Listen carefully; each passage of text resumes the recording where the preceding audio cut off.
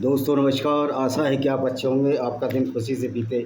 इसी के साथ हम इस वीडियो को शुरू करते हैं। दोस्तों, आज जो इस्लामिक कंट्री हैं पूरी दुनिया में 57 देशों का एक इस्लामिक संगठन है। उसको बोलते हैं कॉरपोरेशन ऑफ इस्लामिक ऑर्गेनाइजेशन। लेकिन 57 देश मुस्लिम बहुल नहीं हैं।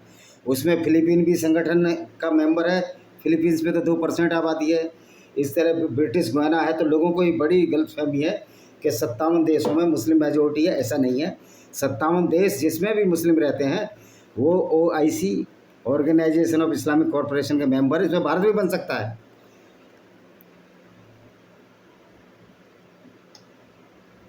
लेकिन इस्लामिक कॉरपोरेशन ऑर्गेनाइजेशन का मेंबर बनने से आपको मिलेगा क्या?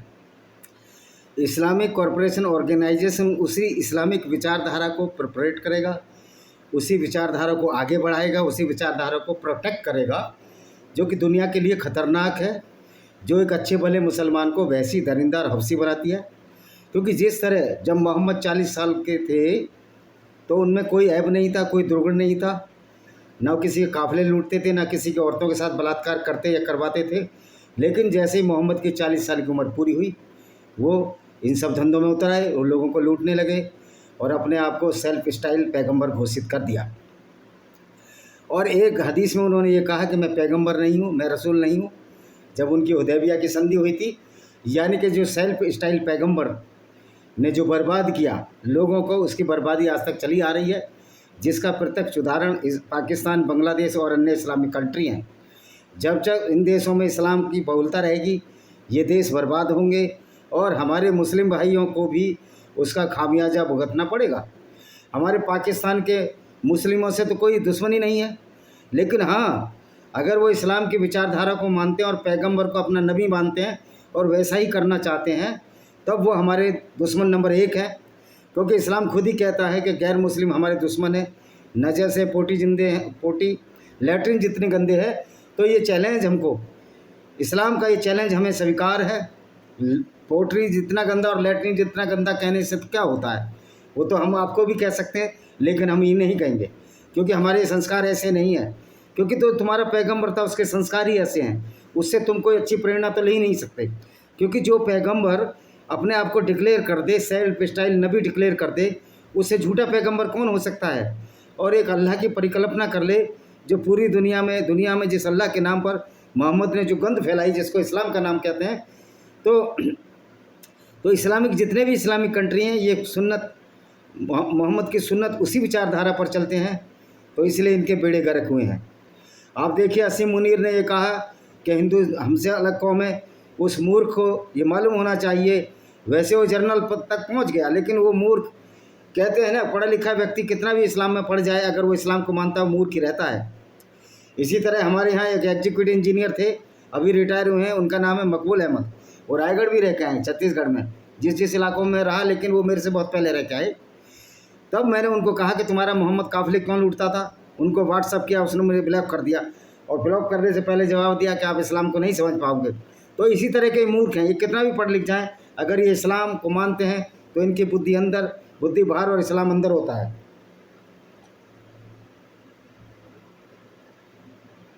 इसी तरह पाकिस्तान का डॉक्टर अब्दुल कादिर एक वैज्ञानिक था जो परमाणु टेक्नोलॉजी हॉलैंड से चुरा कर लाया और उसने हॉलैंड की औरत से भी शादी की है।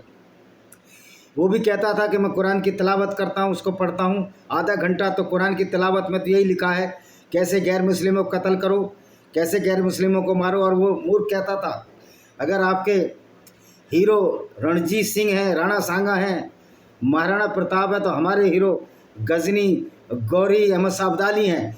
माने इतना पढ़ा लिखा आदमी, उसके हीरो कौन है? ये लुटेरे अहमद साबदाली, महमूद गौरी और महमूद गजनी, जो अफ़गानिस्तान के रहने वाले थे। तो पाकिस्तान के हीरो हों या अफ़गानिस्तान का मुसलमान हो, चाहे वो पठान भाई हो जो अपना चैनल चलाते हैं, वो बेचारा भोला भाला, उसको पता ही नहीं कि वास्तव में इस्लाम क्या है, मोहम्मद क्या था, मोहम्मद का करैक्टर क्या था।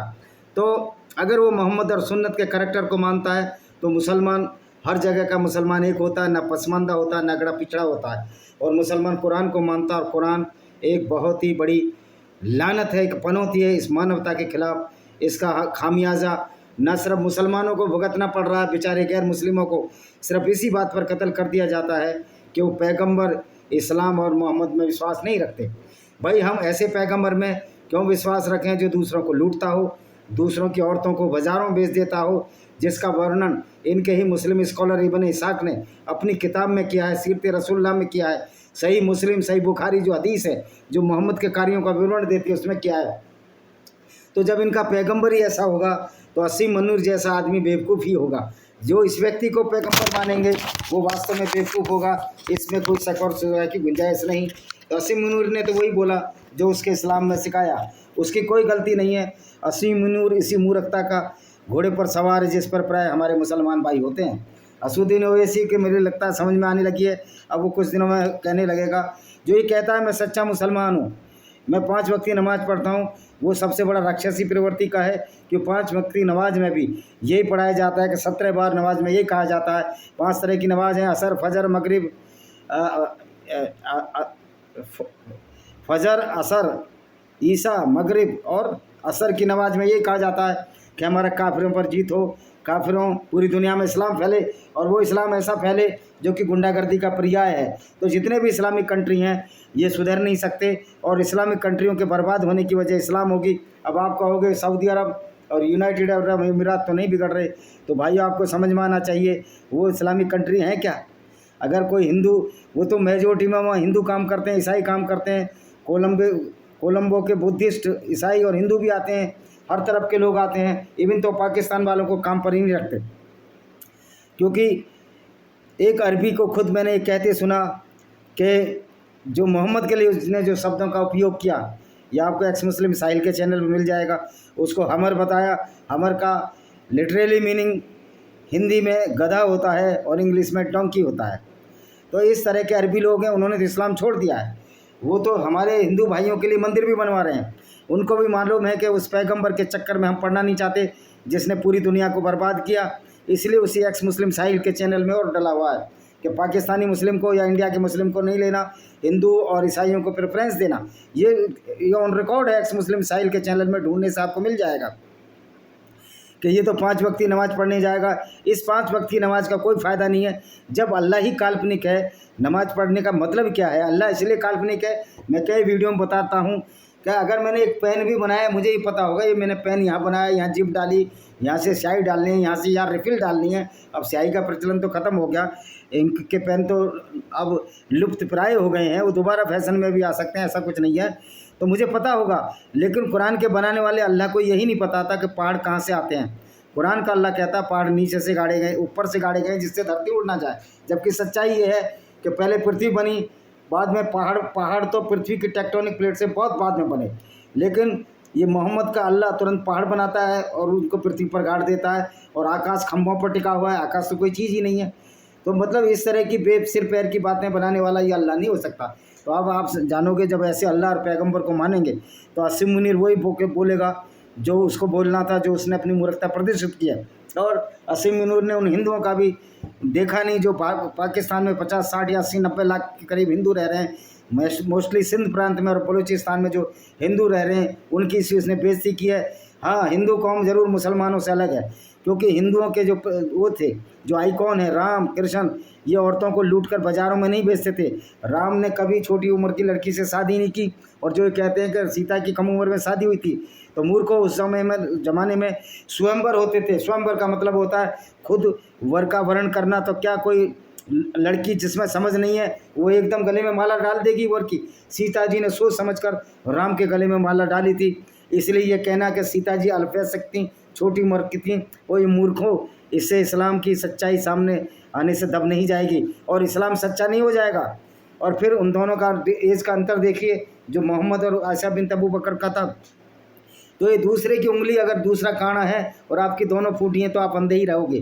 तो आप पहले दूसरों को मत देखो, अपने आप को देखो कि तुम्हारा पैगंबर किस तरह के कुकर्म करता रहा। तो असीम मुनीर जो पाकिस्तान का जर्नल है वो पागल हो चुका है। वो जिहादी तो हर मुसलमान होता है, हर मुसलमान गुंडा होता है, इस्लामिक गुंडा होता है अगर वो इस्लाम पर चलता है और गैर मुस्लिमों को कत्ल करने की बात कहता है। मैं सोचता हूँ इसी के साथ इस वीडियो को मैं विराम देता हूँ। वंदे मातरम, जय हिंद, आपका दिन शुभ हो। और मेरी किताबें ज़रूर खरीदो यार, कुछ तो खरीदो। जिससे मैं 11वीं और 12वीं किताब भी पब्लिश हो रही है। अभी बहुत दिनों से देख रहा हूँ आप किताबें नहीं खरीद रहे हैं। जैसे मेरी एक किताब है lost paradise Kashmir by Vijay Kumar Pal, इसको खरीदिए, पता लगेगा कश्मीर को कैसे इस्लाम आने पर मीर अली हमदानी ने बर्बाद किया। और सारी किताबें भी गूगल पर खुल जाएंगी। अगर lost paradise Kashmir by Vijay Kumar Pal को खोलोगे तो और सारी किताबें ऑटोमेटिक खुल जाएंगी। इसी के साथ मैं इस वीडियो को विराम देता हूँ। वंदे मातरम, जय हिंद, आपका दिन शुभ हो।